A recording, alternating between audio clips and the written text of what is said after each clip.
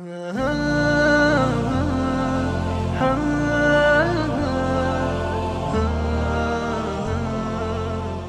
Allah menyatakan ini min amali syaitan, khamar dan konco-konconya tadi, artinya syaitan banyak bekerja untuk mencelakakan dan membinasakan manusia melalui 4 perkara tadi. Melalui khamar, melalui judi. Dijadikan seseorang untuk berkhayal dengan khamar. Dijadikan seseorang mimpi dengan judi untuk menjadi kaya dengan segera. Dan dipesongkan orang dalam akidah dengan menyembah berhala. Dan juga dengan al-azlam, agar supaya meletakkan keyakinannya kepada perkara-perkara yang batil, dan itu adalah merupakan kerja syaitan yang memang daripada awal syaitan ingin merosakkan dan menyesatkan manusia. Allah berfirman pada ayat berikutnya, innama yuridu syaitan ayyuqi'a bainakumul adawata wal baghdha'a fil khamri wal maisir wa yasuddakum an dzikrillah wa 'anis shalah. Sesungguhnya syaitan berkehendak untuk menimbulkan antara kamu, wahai orang-orang beriman, permusuhan dan kebencian. Pada apa? Pada khamar dan juga pada judi. Pada khamar dan juga pada judi. Coba kita tengok ayat ini. Sesungguhnya syaitan menginginkan. Kita kalau berbicara tentang keinginan, yang dalam hal ini yang ingin syaitan, yang diingini oleh syaitan adalah manusia bergaduh sesama sendiri. Sejauh mana syaitan boleh menginginkan sesuatu yang dia ingin, tapi yang jadi korban manusia, yang nak dia tapi yang melaksanakan manusia. Biasanya kalau kita nak sesuatu, kita sendiri yang buat.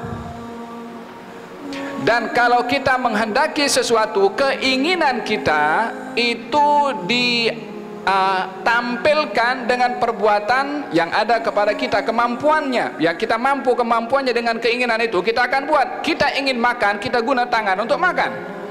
Dan di sini kita mampu untuk menggunakan tangan untuk makan disebab keinginan kita, dan ada kodrat kita untuk makan. Pada hakikatnya yang mempunyai keinginan dan boleh melaksanakan keinginannya secara mutlak adalah Allah Subhanahu wa taala. Tiada siapa yang menghalang keinginan Allah Subhanahu wa taala untuk dilaksanakan. Innama amruhu idza arada syai'an an yaqula lahu kun fayakun. Allah bila mana berkehendak, berkeinginan ke atas segala sesuatu, hanya mengatakan kun fayakun. Ini keinginan yang boleh dilaksanakan tanpa ada penghalang adalah Allah Subhanahu wa taala. Keinginan manusia walaupun dilakukan oleh manusia tetap bergantung dengan kemampuan yang diberikan dan kehendak yang diberikan oleh Allah Subhanahu wa taala kepada manusia. Tetapi yang menjadi persoalan di sini, syaitan yang tak ada nampak, kita tak nampak kepadanya, mengingini kepada sesuatu yang melaksanakan keinginan syaitan manusia yang bukan daripada bangsa syaitan. Apa sebab? Disebabkan ini permusuhan lama yang sudah memang diwarisi daripada iblis dan juga keturunannya untuk menyesatkan manusia. Itu permusuhan yang diwarisi. Permusuhan yang diwarisi. Bukankah dia yang mengatakan kepada Allah Subhanahu wa taala ketika diusir daripada syurga, kemudian dia mengatakan kepada Allah Subhanahu wa taala, bukan untuk menyesatkan Adam saja, wa dzurriyyatahu, dan juga keturunannya. Yakni syaitan sudah memusuhi keturunan Adam sebelum keturunan itu ada. Permusuhannya sudah ada waktu itu. Dan memang dilantik konco-konco dan pengikut keturunan daripada syaitan untuk menyesatkan kepada manusia. La'aqudanna lahum siratakal mustaqim. Aku, kata syaitan mengatakan, ini direkodkan oleh Allah dalam Al-Quran, apa yang dijanjikan oleh syaitan untuk menyesatkan manusia. La'aqudanna lahum siratakal mustaqim. Aku akan duduk di jalanmu yang lurus, wahai Allah.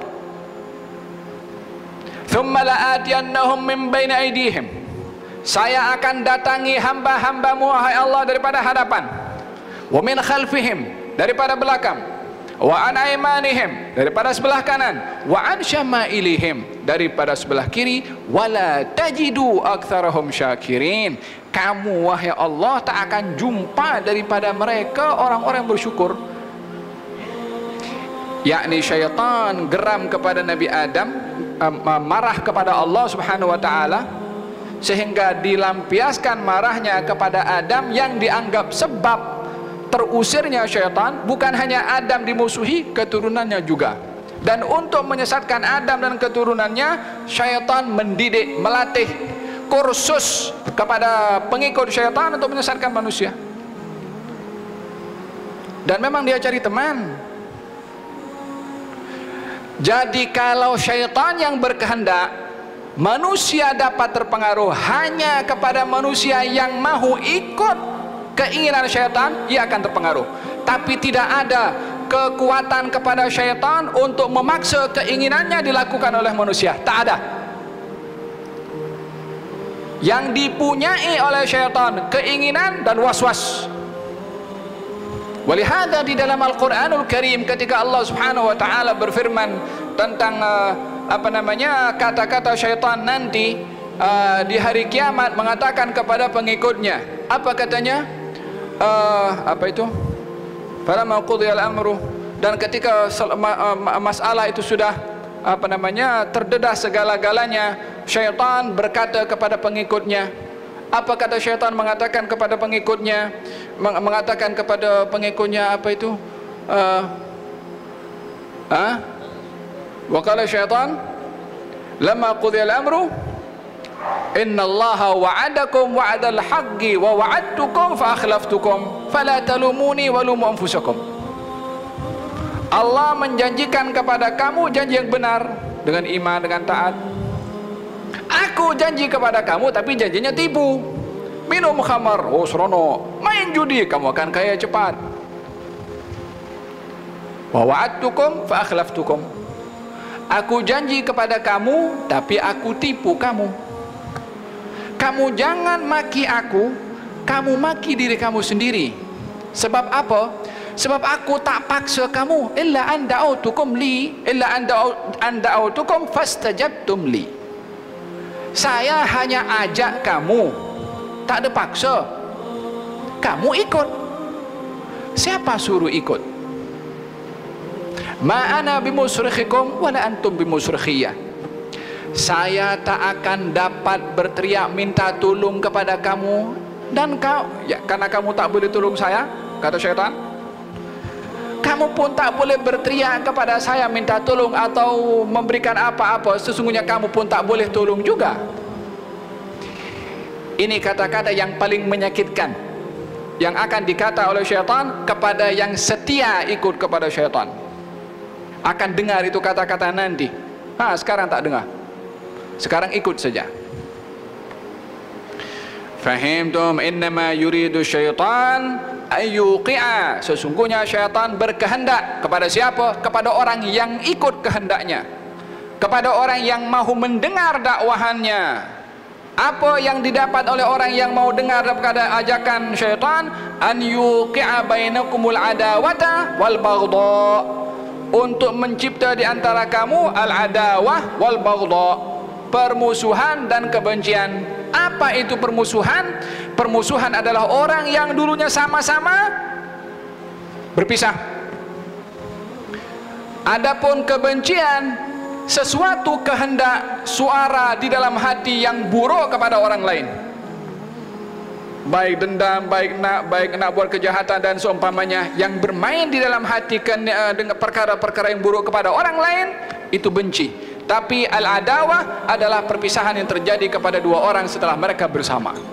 Itu yang dikehendaki oleh syaitan. Yang paling diingini oleh syaitan adalah perpecahan, macam zaman kita sekarang. Faham dong? Dalam perpecahan di sini berbeza orang itu, berbeza pandangan dengan orang begaduh karena pandangan. Orang yang berbeza pandangan bukan berpecah, Tapi begaduh karena berbeza pandangan itu perpecahan. Faham tom? Oleh sebab itu di dalam Al-Quranul Karim Allah Subhanahu wa taala ketika menceritakan tentang tipu muslihat syaitan melalui ilmu sihir adalah yufarriquna bihi bainal mar'i wa zawjih. Ilmu sihir itu dipergunakan untuk memisahkan antara pasangan dengan pasangannya. Dicontohkan oleh Allah ilmunya syaitan adalah memisahkan dua orang berpasangan, suami istri, jiran dengan jiran, kawan dengan kawan, apa saja ikatan yang terjadi. Bila mana berlaku permusuhan satu dengan yang lain disebabkan hal-hal yang tidak logik, di sini dia ada madkhal syaitan.